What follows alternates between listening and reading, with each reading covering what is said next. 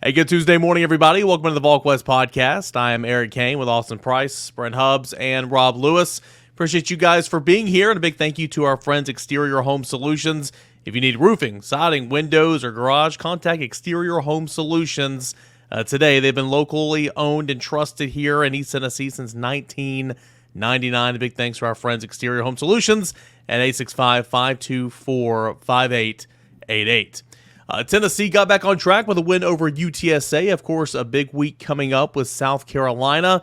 But I think it was important to see Tennessee respond the right way, get off to a good start, 31-0 at halftime, and win big, Brent Hubbs, before obviously the slate's going to get more challenging with an SEC opponent.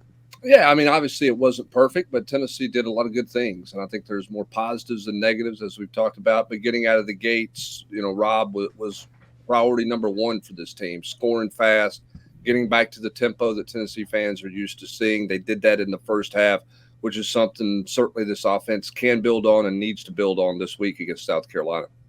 Yeah, I thought the start was probably what I was most interested to see. And I think a lot of people, you just wonder how they're going to bounce back after, such a disappointing loss at Florida where you didn't feel like you gave yourself a chance. You were sloppy, undisciplined.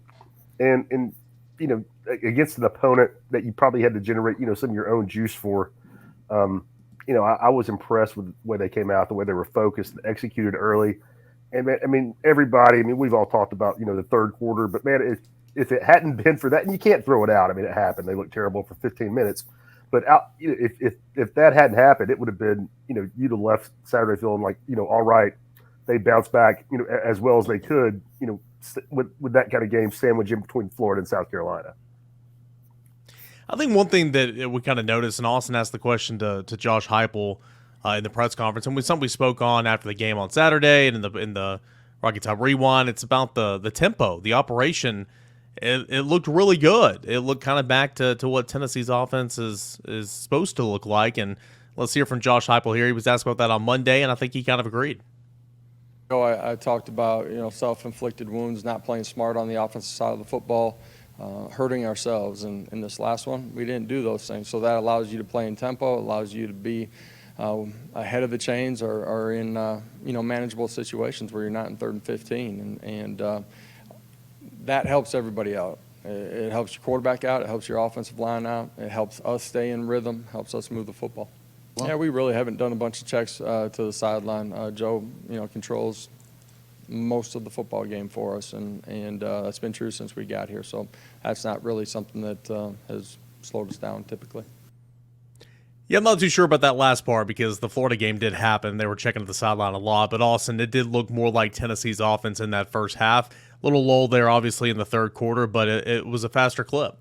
Yeah, it looked like the closest thing to last year that we've seen this year. And I thought they had really good rhythm, pacing. Obviously, the tempo was more like we've been accustomed to seeing under Heupel.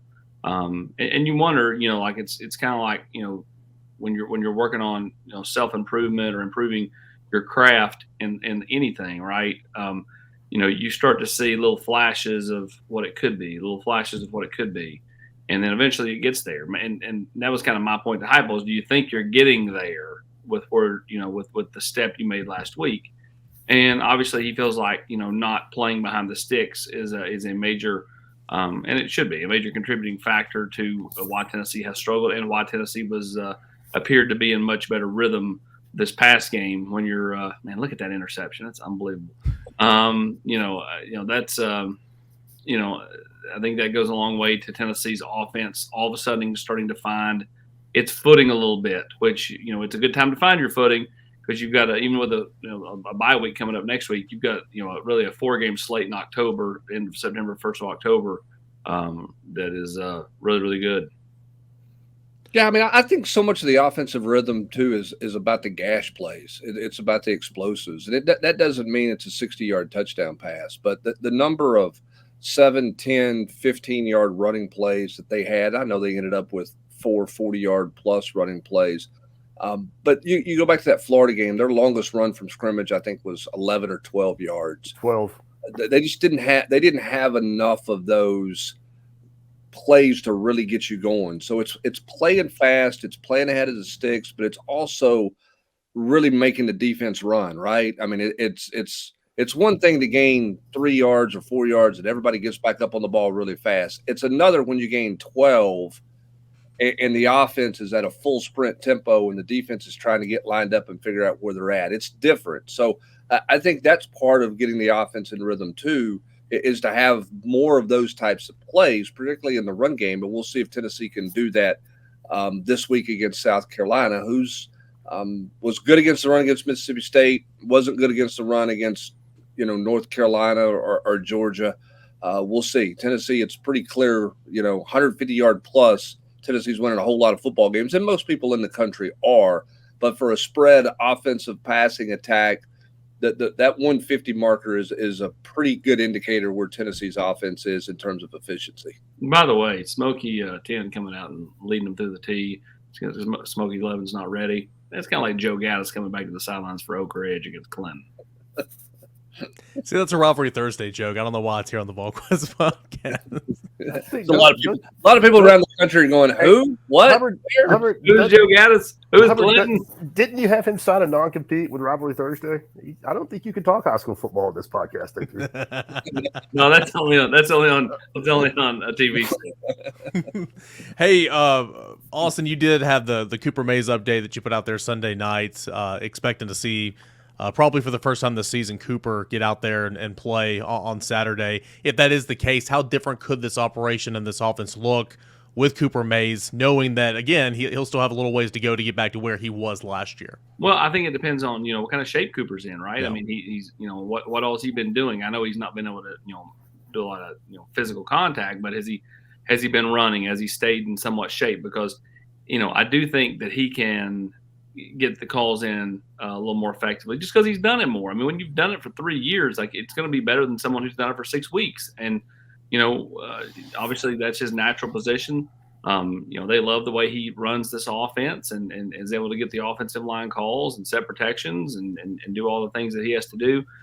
So yeah, I do think getting Cooper back in some form or fashion, whether it's all game, whether it's 70% of the game or whatever, is a big deal for Tennessee, because I think that will make your offensive line just a little bit more cohesive. If you're Javonte Spraggins, last year you're sitting there with Darnell Wright to your right and Cooper Mays to your left. This year you've not had either, and now all of a sudden he gets kind of Cooper back on the left side, and you wonder how much that helps a guy like Spragg. So we'll see. But obviously I continue to believe that there's a lot of hope that he's going to be in this game on Saturday.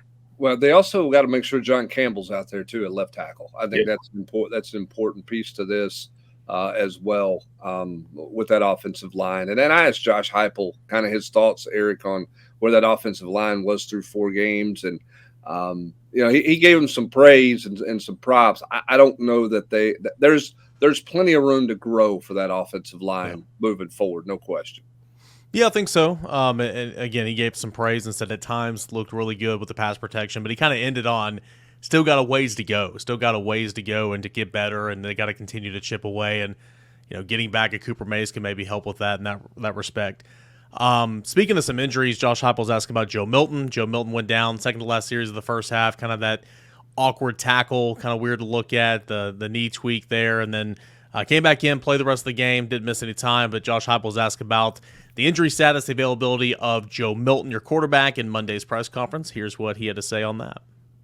It took this long to get that question. So he, for us, I know there's a picture out there, but for us, routinely on Sundays, we're going to make sure that our players are healthy. We have a diagnosis inside and with our doctors, but we're going to make sure that medically they check up on them as well. And Joe's been good, feels good. He was with us today, so anticipate him being ready to go play really well. So it sounds like Joe Milton, not a huge concern right now here early in the week. Again, he didn't miss any time, came back in, played the rest of the game. A good sign, Brent, here on a Monday or a Tuesday to kick off South Carolina week, that sounds like your starting quarterback's going to be okay. Yeah, and I think everybody should understand MRIs are pretty common things. He's probably not the only one that's had an MRI this year, maybe not even the only one who had an MRI this weekend.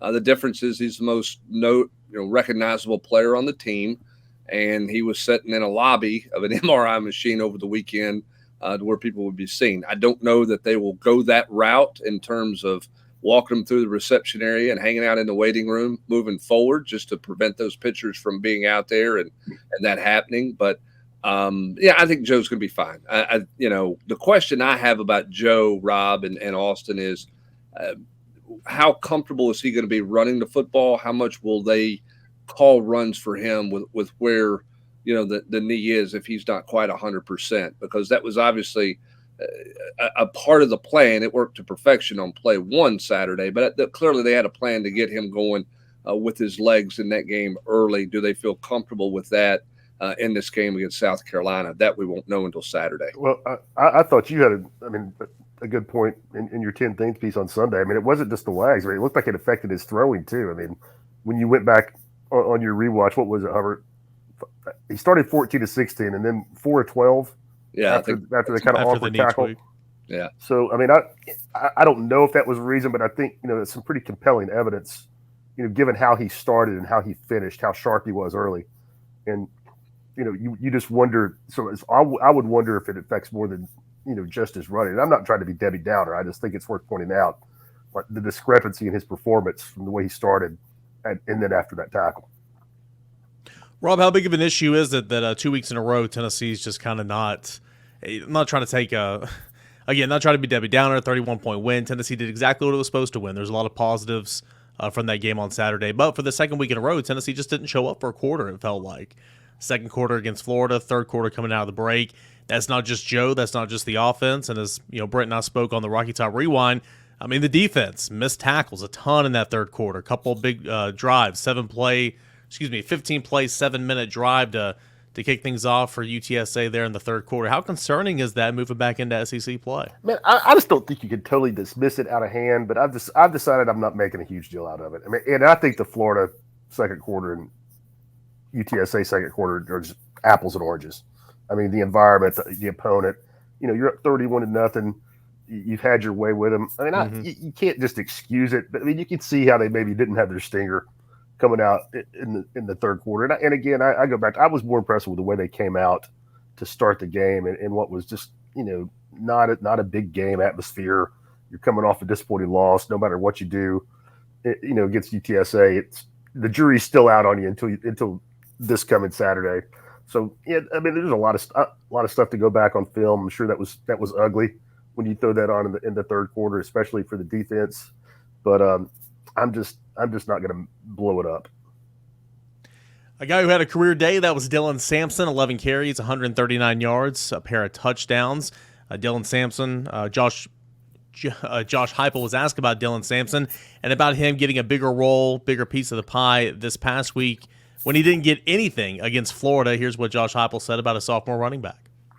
He made in here, and yeah, he wanted more touches for sure the previous week, and for whatever reason we just didn't get that done. But he's the same guy inside of the building, and competitive and cares and embraces every role that we put him in. He competes for those roles too, but he's dynamic, and the things that he does at the line of scrimmage that are real subtle. Pressing, the aiming points, delivering a center guard tackle, combination to the second level, being able to feel things that are happening on the backside of the run when it's fast flow over the top to be able to come out the backside. Those are all really special. Everybody sees, his gift when he gets to the third level, make people miss the ability and speed to take it the distance. But it's the things that he does early in the run that give him the ability to get to that spot. Austin, clearly Tennessee likes a whole lot of Jalen Wright. They like Jabari Small. Got to find a way to get the football consistently to Dylan Sampson. Yeah, you've got to, I guess be more intentional, when he's in the game because he is special with the ball in his hands. Again, the 4 touchdowns against Virginia, that's more like, Wright tapped out a couple times. He kind of vultured some things. But, I love him. Tennessee's throwing to the backs more this year than they did a year ago. With that said, I think that fits right into his strong suit, and then just getting the ball to him out in space. I mean, again, he's got something to him, and he is a very mature kid. When he's whether it be in the team room, practice, game field. Even though he's just a sophomore, there's a reason he's on the leadership council this early in his career. Yeah, I think the question is, does he take snaps from Jabari Small? In SEC play, I think that's where we are, provided that Jalen Wright's healthy. It's like if they would have if in the first half at Florida, Jabari Small got 2 carries in the second quarter, and I think Jalen Wright had 9 in the first quarter. Well, if after that game was over, Tennessee got beat, and Jerry Mack had split that up, 4-4 and 4 or something close to that notion, everybody would be screaming, why is Jalen Wright not your bell cow? Why is he not getting more carries? He should be getting more carries than the other 2 tailbacks. I think the question at this point moving forward, based on Josh Heupel's comments, based on production that we've seen, is where is Dylan Sampson and Jabari Small in terms of splitting carries there?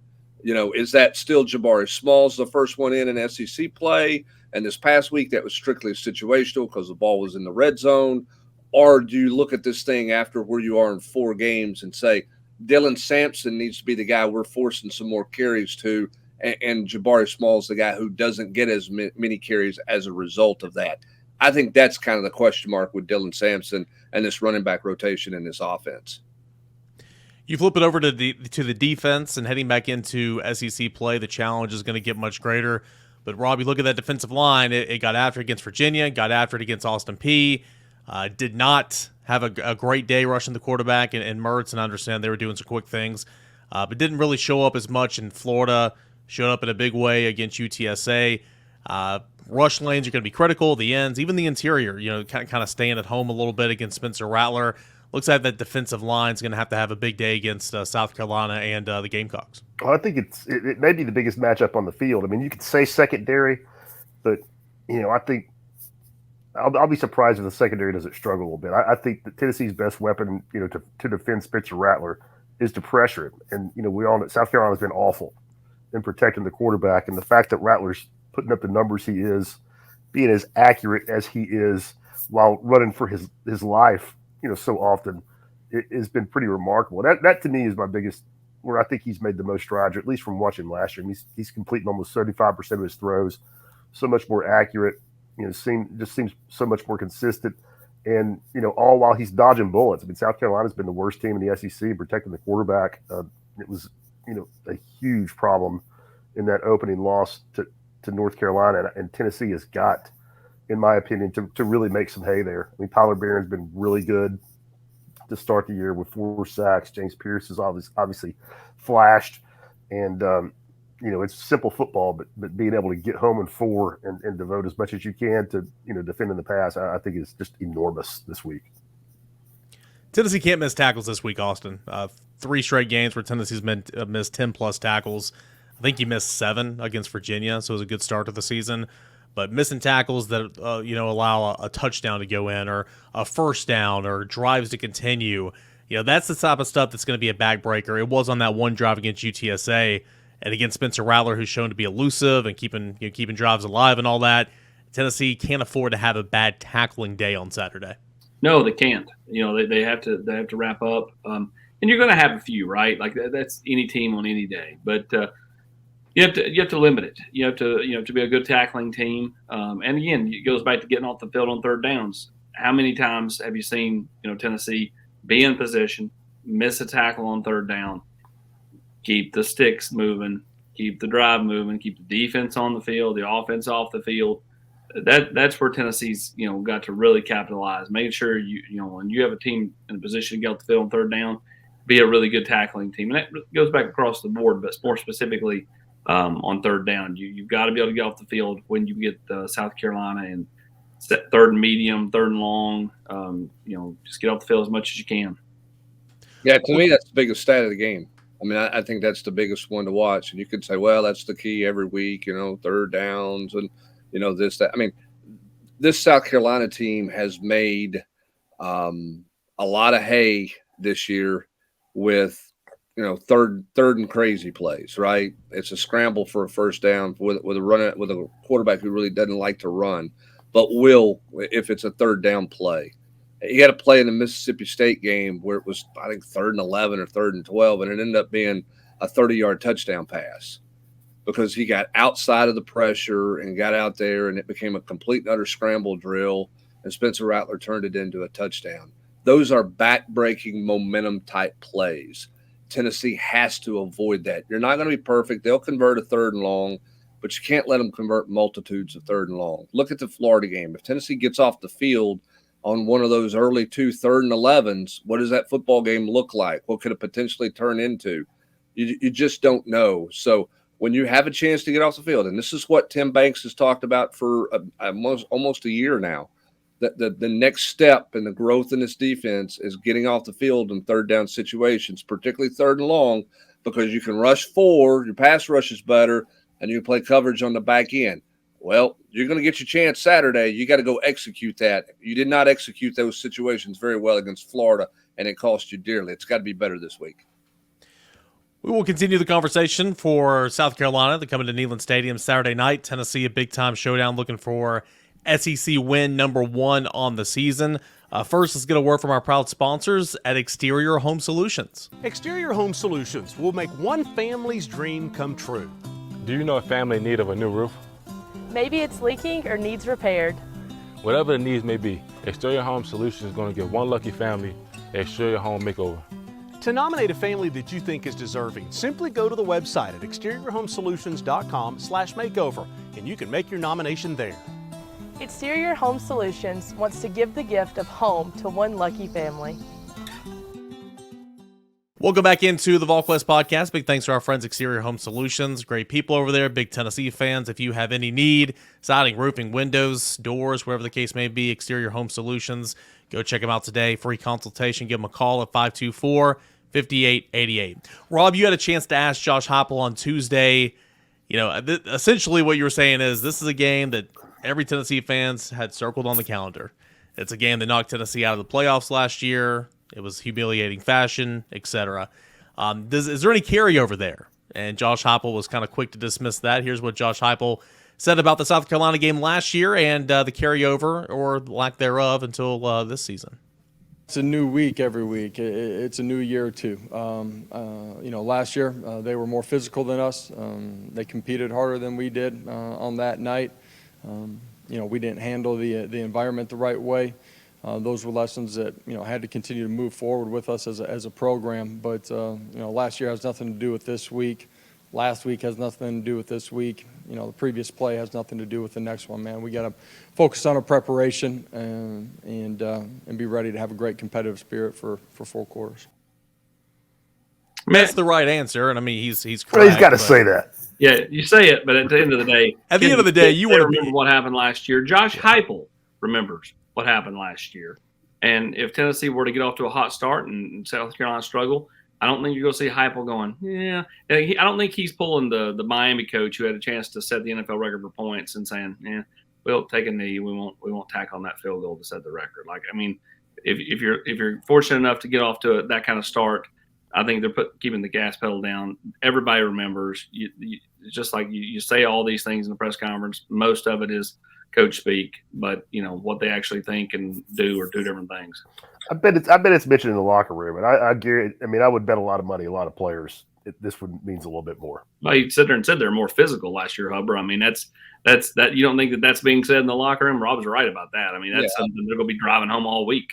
Yeah, I mean, and the message is I don't think you have to spend a whole lot of time talking about it. You certainly don't get into, any kind of, well, they did this or this was their. I mean, the Tennessee team.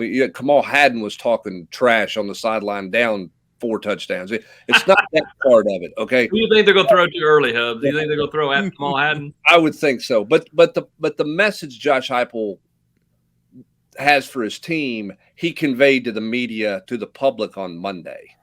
And that is, we got beat last week. We got out physicaled. We didn't play our game. They dictated it, and we better not like it. We better not be happy with that fact. And that should be a reminder, and everybody should be reminded of that. There'll be plenty of intensity Saturday night. I mean, tons of it. It'll be, fans are going to be wound tight. Tennessee will be. I mean, this will be one of those. There'll be a lot of jawing. There'll be a lot of chippiness to this football game early, I would imagine. Rob, what's your thoughts on Shane Beamer? He doesn't do a great job of maybe representing himself in the best way sometimes. Man, I thought you were going to go in on him there. I was gonna Yeah, say, I'm yeah. trying to keep it. I mean, Look, he's done it. I mean, he's done a good job on the field. I mean, Yeah. he's had some cringeworthy press conferences and some things like that. But I mean, given starting with the Tennessee game last year, they've elevated themselves. I mean, they're a better program and they're playing better and they're winning with, they're getting elite quarterback play right now, which he totally deserves credit for in that program. Now they're not ready to go. I don't think win it all, and some of the hype that they've gotten and some of the love that they've gotten. But I mean, he's done a solid job there, and they got a quarterback playing at a super high level right now, Rob. Yeah, he really is. And last year he was all over the board. And for people, I'll just say, I mean, I know I take some shots at him on Twitter. For a guy in his position running a program like that, making millions, he seems to have incredibly thin skin and a lack of self-awareness is what I would say about him. But as for Spencer Rattler, man, I've been really impressed with him because, again, I mean, he looked fantastic against Tennessee and South Carolina last year, but that was an anomaly. I mean, he was all over the board, the first 2 months of the season, but he is built on that. And again, I give him credit because the offensive line has been a sieve, and he continues to just make plays. Best quarterback in the league?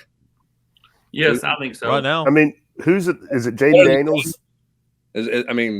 I'm taking him over Jaden Daniels. I am too. I think Jaden Daniels has more help around him that puts him in a position to be successful. Some of those receivers they've got, he's got those two big tackles. That offensive line is better.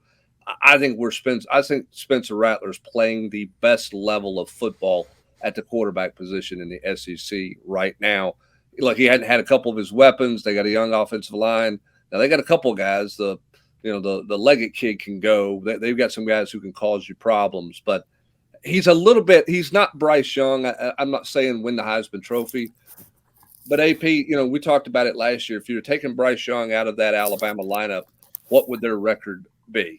What would it have been, right? They'd have probably lost, 4 or 5 football games? Yeah, I would say there are 2 more losses. They're probably 8-4.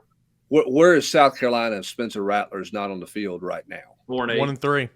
They're one, yeah. I mean, this year they're 1-3. They would have beaten Furman with another quarterback, but that's it. I mean, he's playing really, really well right now. Tennessee's got their hands full with the way this guy is playing, and for Tennessee, it's the first quarterback that they played that's got some real wheels. Yeah, I will say this: they're winless away from Williams-Brice this year. They lost the neutral site game, and then of course they lost at Georgia. So they lost to the 2 best teams they played. Yeah, correct. So like my thing is I think the crowd, and I think it was Packers, comment to hype. I think the crowd can have a huge impact on the football game. I think he's still good. He still was good at Georgia, and that's a tough place to play. But I think that it can cause other breakdowns on the offensive side. Even if Rattler doesn't break, you can have the offensive line meltdown. You can have communication issues across the board with other players. So I think the crowd can have just as much impact as just about anybody on that South Carolina offense, which, as Host pointed out, has been, again, last week they got to 37. They've struggled to get touchdowns, but, man, they've thrown it all over everybody, and he has been looking like $1 million doing it. Well, that's something Colin Taylor told us from Gamecock Central on the Rocky Top Rewind. I asked him how they dealt with the environment of being on the road at Georgia earlier this year and the offensive line. He said there was a lot of penalties. So there was some pre-snap penalties, young offensive linemen, and so you got to wonder if that can carry over with what's going to happen at Neyland Stadium on Saturday night. So we'll see. South Carolina at Georgia had 7 offensive penalties in that game. Left guard had a pre-snap penalty, it looks like, or had 2 penalties at the right guard spot, a penalty at the right tackle spot, and a penalty at the left tackle spot. So of their 7 penalties in that game, it looks like 6 of them were by offensive linemen, which is a product of the road. Can Tennessee have that kind of effect Saturday night? And I think to do that, Rob, the crowd's got to get out to the team's got to get out to a good start to keep that crowd revved up into a frenzy. If they do that, then that place will go bananas in the first quarter if Tennessee gets out of the gates. I think it's a powder keg. I mean, I think it'll be one of those days where you can feel the electricity, as you're walking to the stadium after you park. I mean, Fans know how big this one is. Going into the bye to be 4-1, the 2 weeks to prepare for A&M. Well, and the flip side being going into the bye 0-2 in the SEC with 2 straight losses to with A&M, Bama, and then a road game in Kentucky coming up. I don't think it's high. I mean, nobody's gonna be in the hot seat or anything like that. I'm just saying, I think it's the biggest game of Josh's brief career since he's been here. I mean, last year was house money all the way, but Alabama was a big game, but that nobody expected Tennessee to do what they did if they hadn't beaten them. No shame. But this one, I mean, this is a program in your division that you've looked at little brother as a little brother since they came in the 90s. You want to keep the ascendancy going that you've gotten since you got here 2 years ago if you're Josh. So I mean, I think this is a big one for the rest of the season. Yeah, I agree. That's state the obvious. But throw in this too, Rob. I mean, you talk about expectations. You were favored to win at Florida. You're favored to win at home against South Carolina. That adds to it, right? Because everybody's out there is saying you're supposed to win, and so that now you're dealing with. Wait a minute, you're dropping a game that you're supposed to win. How many of those has Josh Heupel had in his career at Tennessee to this point? One last year at South Carolina, one this year at Florida. And so that adds to it as well. I'm surprised the line's where it's at in this game. Yeah. I'll be excited to see where it's at when we get to Friday and Saturday. But I'm surprised that it started as high as it is, and I'm surprised it stayed where it's at because I thought it would shift the other way pretty quickly. Well, it's funny. I saw where Grant put the story out Sunday afternoon or Sunday evening. It opened at 11. I checked Sunday night on FanDuel. It was at 8. And then I checked Monday morning on FanDuel, and it's 11. So it's like, whoa, what's kind of going on here? I'm a little bit surprised as well. Last thing that I want to bring up here, we talked about Spencer Rattler a lot in this show so far, but Rob, you had a really nice stat in your scouting the opponent that I made note of, and I brought it back and I put it in the first glance last night, just to show you where Spencer Rattler was prior to playing Tennessee last year. Prior to playing Tennessee, he had one 300-yard game. He threw 2 touchdowns just once in a game before Tennessee. Just the week before, Rattler threw for less than 200 yards. I think it was a game against Florida. Rattler threw for less than 200 yards. The offense did not find the end zone. Had that game against Tennessee, and then he's been kind of a different player since. Josh Heupel spoke about Spencer Rattler, what he does well, and the level that he's playing at right now in his Monday press conference. Good player. He's played at a high level. He's played a lot of football.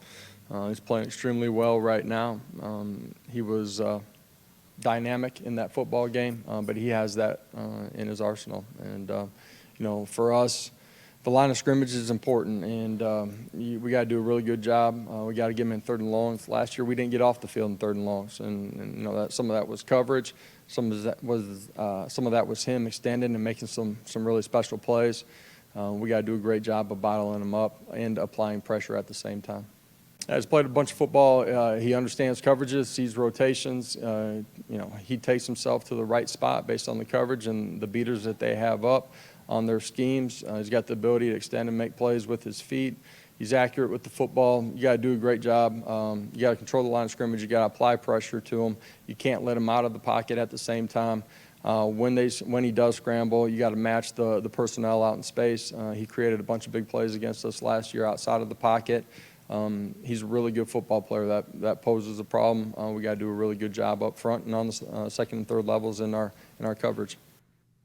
You're seeing the 2020 version of Spencer Rattler. Remember when he came on, jumped on the scene at Oklahoma, ended up losing his job to obviously another talented quarterback in Caleb Williams in 2021, transferred over. Again, before Tennessee was, the butt of many jokes.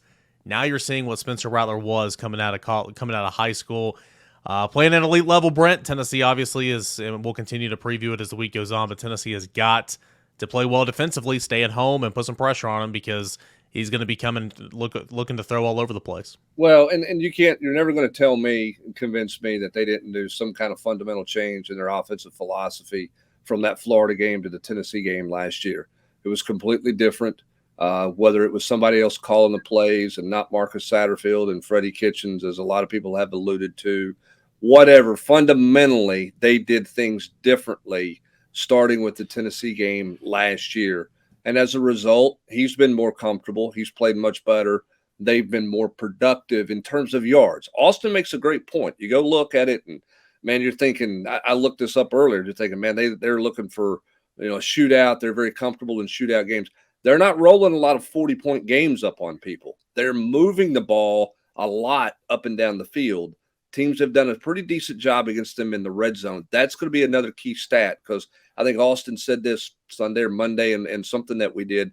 Tennessee's going to give up yards, right? This is not a hold them to 98 yards in the first half type deal. You're going to give up yards. It's about, can you eliminate them finishing drives? Can you force field goals? Can you stop them at the 35 and take them out of field goal range, Austin? Those are going to be the key things to watch in this game, because you're not just going to shut them completely down. No, you're not. You're not. They're going to make some plays.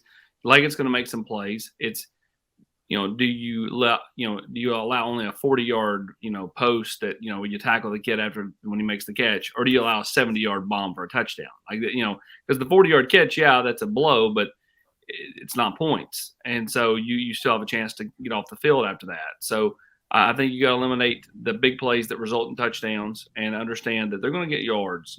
People that go into this game expecting Tennessee's defense to not give up yards would be, silly. Like, they're going to give up yards. It's the points, and I go back to the defensive line. I think that's the whole deal. If they can get pressure on him, they'll get the crowd into it. It gets the offensive line jittery. This is a James Pierce type game. To me, I think that he needs to have a big one, and then Tyler Barron has to continue to play the way he's played, and so is Bryson Eason, and then the return of Omar Norman Lott. Hey, Pete, your point about tackling and keeping a 40-yard play from being a 70-yard play. Hubbard, you probably know this, but this is off the top of my head. I think the three biggest plays Tennessee's given up: the EDN run at Florida, the Tyke Kellogg touchdown this weekend where Turnage missed, and the bomb against Austin P where Slaughter fell down. I mean, you got two missed tackles and a corner falling down. Are those the three biggest plays? That was a 45-yarder. I would throw in a missed tackle on 4th and 2 that allowed the Austin P quarterback to go for 42 yards. Yes, possession. So I think those are probably the four biggest plays from scrimmage, and they've all been this fundamental bust. I mean, Slaughter is a little different. He got tripped up. That'll happen. But the other three we're talking about were just whiffs and multiple whiffs on ADN at Florida. Yeah, you just can't have that. You got to. I mean, if you may get gashed, your gash has got to be not for points. You can't allow a 20-yard game to become a 70-yard game. The Kellogg play should have been a 15-yard completion that turned into a 45-yard, 43-yard touchdown because you completely missed a tackle. Those are the little things that are different, and Tennessee's got to be much better fundamentally with those things defensively for 4 quarters. Big game special. It's happening right now at Volquest.com. If you are listening but not a member with us over here at Volquest.com, what are you waiting on? Right now, 50% off your first year annual subscription. You're going to cut that $109 in half, 50% off your first year, and we're also doing the $1 for 1 month over at Volquest.com. Big game special. It's happening this week at Volquest.com. As always, we appreciate you guys for tuning in. Send in your mailbag questions for Thursday's podcast. A big thanks to Exterior Home Solutions for making all this coverage possible. Up until October the 1st, you can win a free roof by nominating a deserving family at exteriorhomesolutions.com/makeover. Need roofing, siding, windows, garage, repair? Contact Exterior Home Solutions today, 865-524-5888. For Austin Price, Rob Lewis, Brent Hubbs, I am Eric Kane. Appreciate you guys for tuning in to another edition of the Volquest Podcast.